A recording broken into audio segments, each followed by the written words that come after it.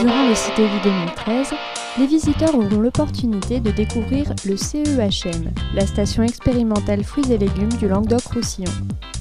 L'Internet Web TV est donc parti à la découverte de cette exploitation pilote située à 2 pas de Montpellier.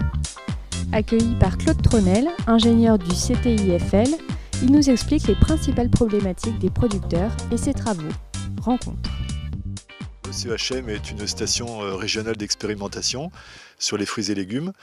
Elle fait partie du groupe Sudexpé en Languedoc-Roussillon avec la SICA Centrex et la station de la Serfel à côté de Nîmes. Et nous essayons de répondre aux questions posées par les producteurs en termes de techniques sur les aspects de rentabilité de l'exploitation, respect des réglementations et aménagement des nouvelles techniques créées par l'INRA et qu'on essaye de mettre au point pour les producteurs. Le CEHM est un domaine de 47 hectares, un domaine du Conseil général, sur lequel nous mettons en place des essais en pommiers, melons et asperges, avec une autoproduction qui nous permet aussi d'avoir un autofinancement important, puisqu'on produit environ 500 tonnes de pommes qui sont vendues par la coopérative locale. Nous sommes aussi producteurs et donc ça nous donne les mêmes règles et les mêmes contraintes que les producteurs.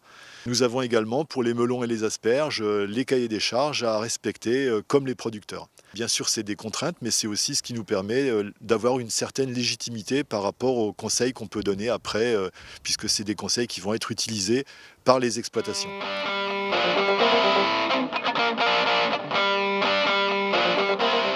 Les problématiques aujourd'hui qui sont posées par les producteurs sont essentiellement des problématiques sur la conduite raisonnée des vergers.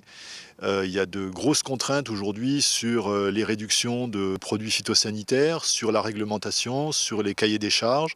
Et donc aujourd'hui, on a de nombreuses techniques très innovantes de lutte biologique, par exemple, qui se développent autour des principaux bioagresseurs, sur le pommier notamment, avec les techniques de confusion sexuelle, les techniques de virus, par exemple, virus de la granulose sur le Carpocaps, et également d'autres techniques sur la pulvérisation qui permettent de réduire l'utilisation des intrants. On va présenter aux producteurs les vergers d'expérimentation, puisque c'est sur cette exploitation où nous avons des vergers pilotes qui nous permettent de mettre en place des essais, mais qui nous permettent aussi de montrer aux producteurs les meilleures techniques qui sont aujourd'hui les plus éprouvées, les plus efficaces pour améliorer les résultats économiques des exploitations. Ça veut dire qu'on va montrer les nouvelles techniques de protection contre les bioagresseurs, mais également tout ce qui est aussi autour de l'environnement, puisqu'on travaille beaucoup avec le Conseil général de l'Hérault sur tout ce qui est biodiversité, agro-environnement. Et donc c'est des aspects aujourd'hui qui nous préoccupent beaucoup et qui sont très présents dans les cahiers des charges, notamment pour l'exportation, parce que la pomme du Languedoc-Roussillon est beaucoup exportée à l'étranger, et donc les exigences sont très fortes.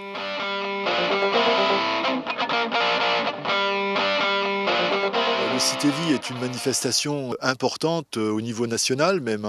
Nous avons nous-mêmes une place aussi coordonnée au niveau national avec les autres stations, notamment sur la pomme, des autres bassins du sud-ouest et du sud-est, du sud-ouest et du Val-de-Loire. Nous avons de nombreux contacts à travers la coordination nationale qui est assurée par le CTIFL. Et toute cette communication technique doit être aussi équilibrée par une communication plus large, vers un public plus large, pour montrer ce qu'est aujourd'hui l'agriculture.